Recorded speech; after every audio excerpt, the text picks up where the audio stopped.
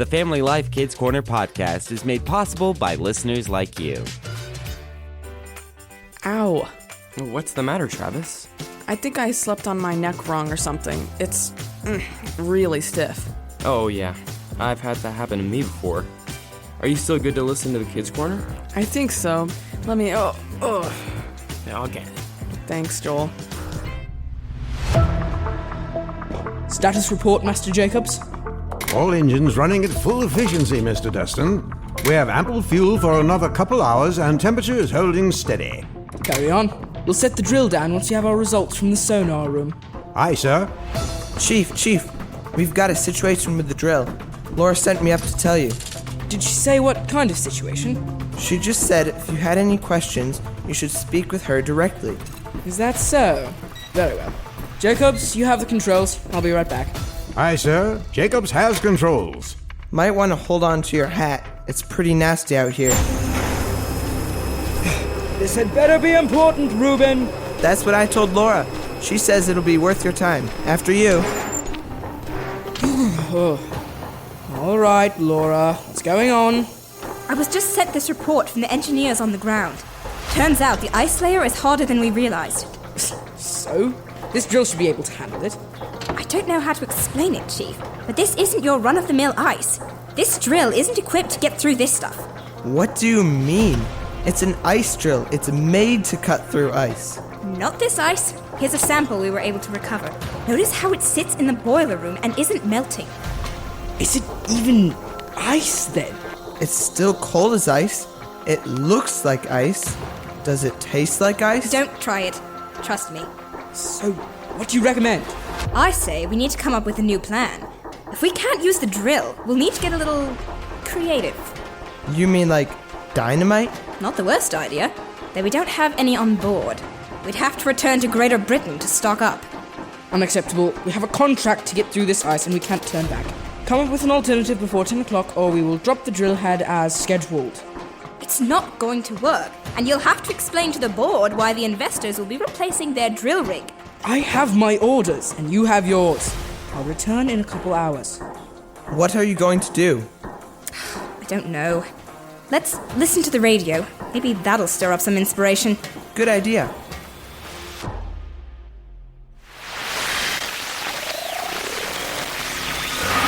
Forget it, Reuben. Come on, Destin. It would be awesome. Hey, kids. What would be awesome? Hey, Mr. Jacobs. Reuben wants to blow up the neighborhood. I do not. It would be controlled. Dare I ask?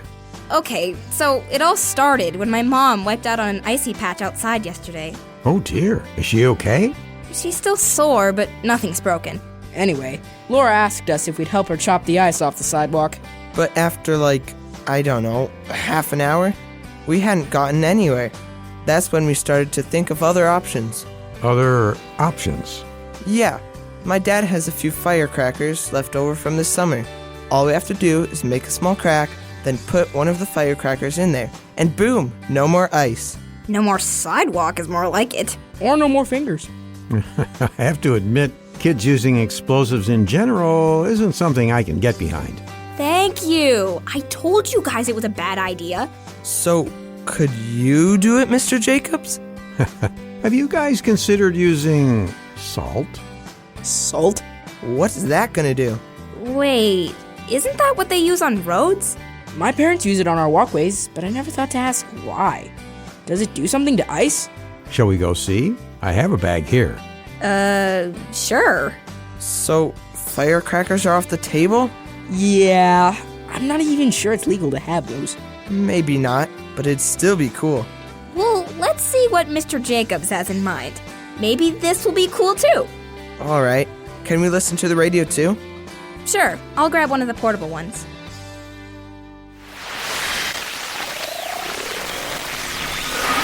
Whoa, look at that. How is it doing that? The ice is just falling apart. You guys really haven't seen salt melt ice before? No! I mean, I've seen people spread it on the ground before, but I just thought it was to make things less slippery. Logical. But how does it work? It doesn't even feel warm or anything. If anything, it feels colder. I'm not sure about the particulars, but when salt dissolves into water, it makes it a lot harder for ice to form. That's crazy. I mean, look at this. We were whaling on this ice earlier, and it wouldn't budge. Now I just need to step on it and it falls apart. Yeah, thanks for your help, Mr. Jacobs. No problem, Laura. See you kids later. Bye. So, what now? I don't know. This feels off. Off? Dustin's right. I mean, Mr. Jacobs does help us solve problems like this from time to time, but this seemed a little simple. Yeah. You didn't even mention a Bible verse or anything. Did we need one? Well, not for this particular problem, Reuben.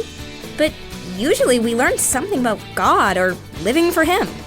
Do you think there's a Bible verse about salt melting ice? No, but maybe. Hey, Mr. Jacobs? Need something else, Reuben? Yeah, do you have any Bible verses about any of this? You know, salt melting ice and stuff? Bible verses? I'm not sure I do. The Bible doesn't say much about ice and snow, but we can always check to see if I have a drama script that has something to do with what we've been talking about. Sounds good to me. I'll go tell the others. And we'll be right back after this.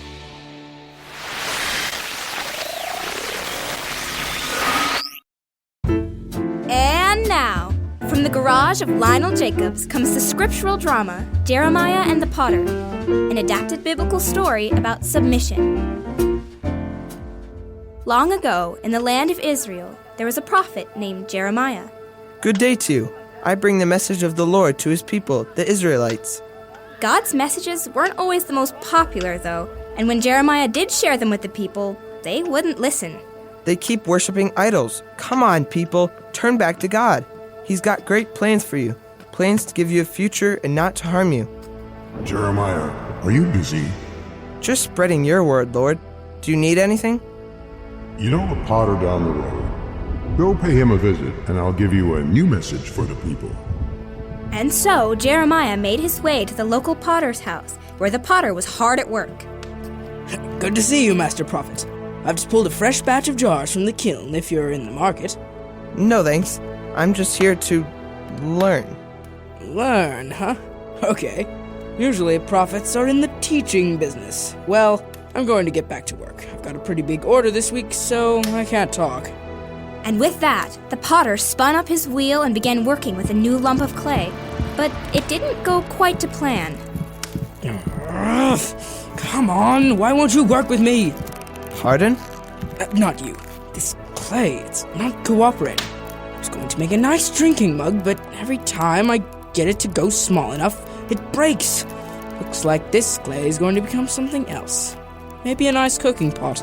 And after changing his design and molding the clay into a different shape, the potter finally produced a finished pot that he really liked. That's actually really nice. Thanks. Not what I was envisioning at first, but yeah, pretty proud of this piece. Ready for the message, Jeremiah? Yeah, go ahead, Lord. Tell the people about what you have seen. How the potter had plans for the clay, but the clay wouldn't play along. And in the end, he gave up and used the clay in a new way. I am like the potter, and the nations of the world are like the clay in my hands. I plan and shape them according to my will. Go on. Sometimes I plan to destroy a nation because of their wickedness. But if they turn to me and give up their wicked ways, I spare them and use them for great things. Other times I plan to make nations great like you, O Israel. But when they turn against me and do evil, I make new plans, and what could have been never comes to pass. So the moral is... If I may, Go ahead. the moral is that though God has plans for our lives that lead to greatness and happiness, these plans are not guaranteed if we do not live our lives according to His directions. When He tells us how to live in the Bible, we have a choice. Do we let Him mold us into something beautiful, or will we stubbornly resist and be used for something less than what He first imagined?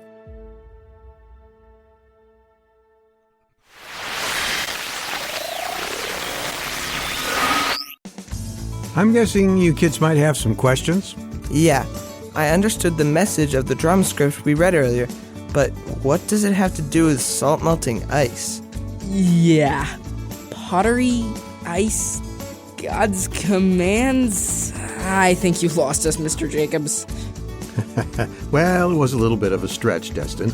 But I did think the clay in the story and the ice on the sidewalk had something in common that the Bible talks about.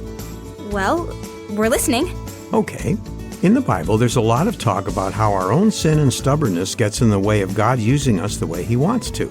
Like the clay in the story. Right. But this is just one example God uses, Laura. In other places in the Bible, like Exodus 32:9 and Acts 7:51, God talks about stubbornness like a stiff neck. No, I've had one of those ones. Not fun. Oh yeah? How did it feel, Reuben? Awful. I couldn't change where I was looking at all. I was stuck. Kind of like when we focus on ourselves. We become unable to see when other people need help, or when God has a better life for us. All of this is making sense, Mr. Jacobs, but at the same time, I'm still not seeing what this has to do with the ice outside. I'm getting there, Destin. The other way God talks about this stubbornness is found in verses like Mark 8:17, Hebrews 3:8, and Ephesians 4:18. These verses talk about people hardening their hearts. Instead of letting God change us and pour His love into us, we coldly resist Him, and so we can't learn from Him or receive His gifts. Oh, I'm seeing the connection. I thought you might. And the classic example of hardening of hearts in the Bible is the Pharaoh of the Exodus. When Moses told Pharaoh to let God's people go, the Bible tells us that he hardened his heart and would not listen. Over and over, God commanded him to obey, and Pharaoh wouldn't listen. Then, like in the lesson with Jeremiah, God changed his plan. Instead of blessing Pharaoh for obeying him, God decided to make an example out of him. Oh, not good. Not good indeed. Now, instead of Pharaoh hardening his own heart, God was hardening it. He made it so Pharaoh couldn't do anything but resist. And God laid waste to the kingdom of Egypt to show what would happen to those who opposed him. Wow. I guess I never thought about it that way. I just thought God was punishing the Pharaoh. I didn't know He was making an example out of him. Yeah, it's kind of crazy. But God doesn't do that anymore, right? He always forgives us, right? Well, yes, if we ask him to, and we stop rebelling. But like it says in Romans, if we don't repent, then he's eventually going to let us do what we want and reap the consequences.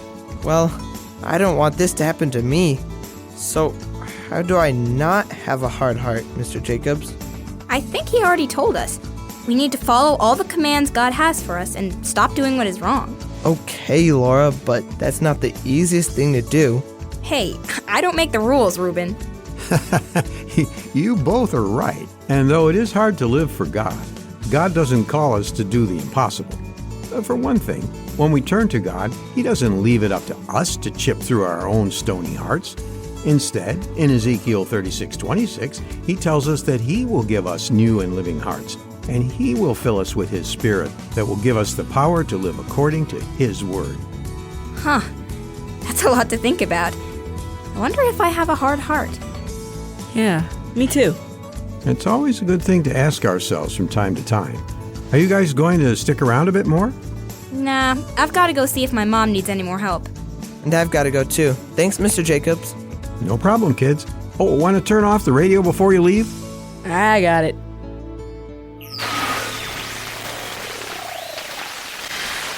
Thanks for listening to the Kids Corner podcast. If you had fun listening, be sure to share it with your friends. And don't forget to hit that subscribe button so you can join us every week. The Kids Corner and other Family Life podcasts are made possible by your financial support. Learn more at familylife.org.